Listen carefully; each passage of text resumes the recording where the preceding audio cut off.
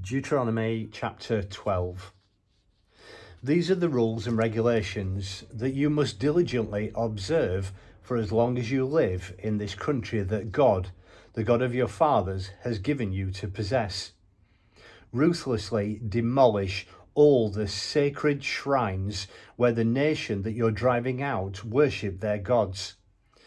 Wherever you find them, on the hills and mountains or in the groves of green trees, tear apart their altars, smash their phallic pillars, burn their sex and religion Asherah shrines, break up their carved gods, obliterate the names of those god sites. Stay clear of those places. Don't let what went on there contaminate the worship of God, your God. Instead, find the site that God, your God, will choose and mark it with his name as a common centre for all the tribes of Israel. Assemble there, bring it to that place, your absolution offering and sacrifices, your tithes and tribute offerings, your vow offerings, your freewill offerings, and the firstborn of your herds and flocks. Feast there in the presence of God, your God. Celebrate everything that you and your families have accomplished under the blessing of God, your God. Don't continue doing things the way we're doing them at present, each of us doing as we wish. Until now, you haven't arrived at the goal, the resting place, the inheritance that God, your God, is giving you. But the minute you cross the Jordan River and settle into the land God, your God, is enabling you to inherit, he'll give you rest from all your surrounding enemies. You'll be able to settle down and live in safety. From then on, at the place that God, your God, chooses to mark with his name as the place where you can meet him, bring everything that I command you, your absolution offerings and sacrifices, tithes and tribute offerings, and the best of your vow offerings that you vow to God.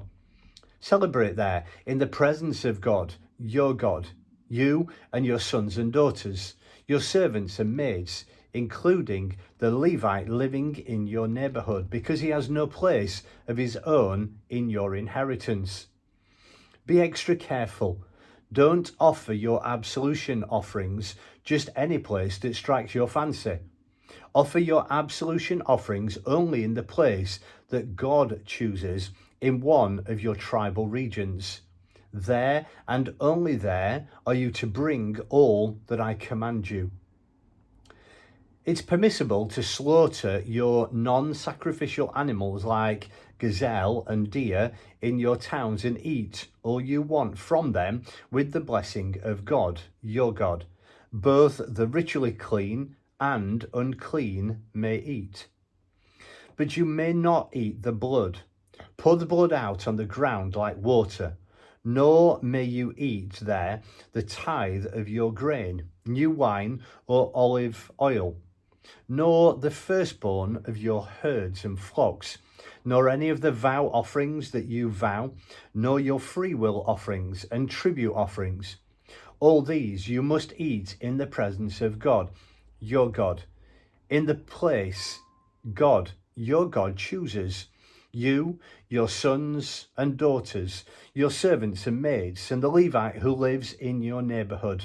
You are to celebrate in the presence of God, your God, all the things you've been able to accomplish.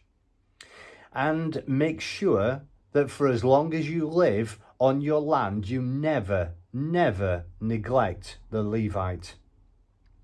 When God, your God, expands your territory as he promised he would do, and you say, I'm hungry for meat, because you happen to be craving meat at that time, go ahead and eat as much meat as you want.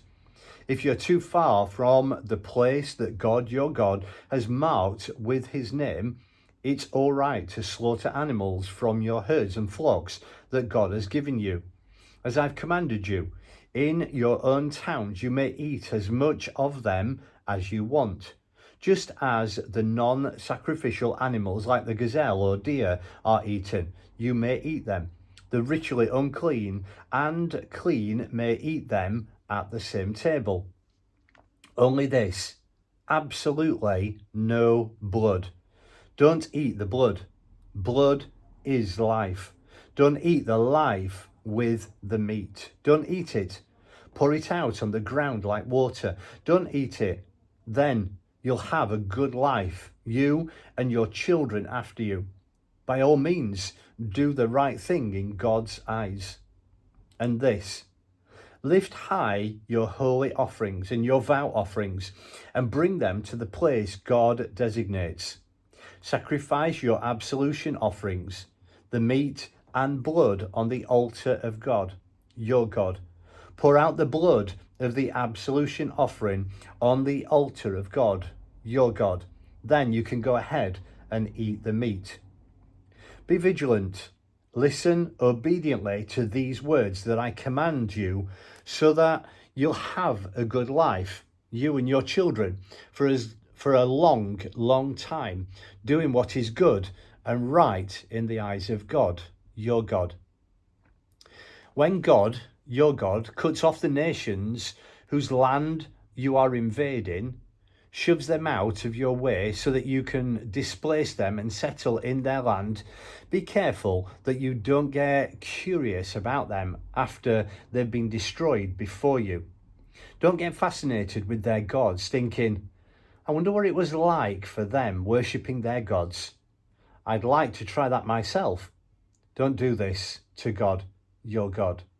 They commit every imaginable abomination with their gods. God hates it all with a passion.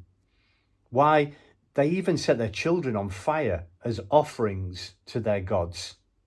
Diligently do everything I command you, the way I command you.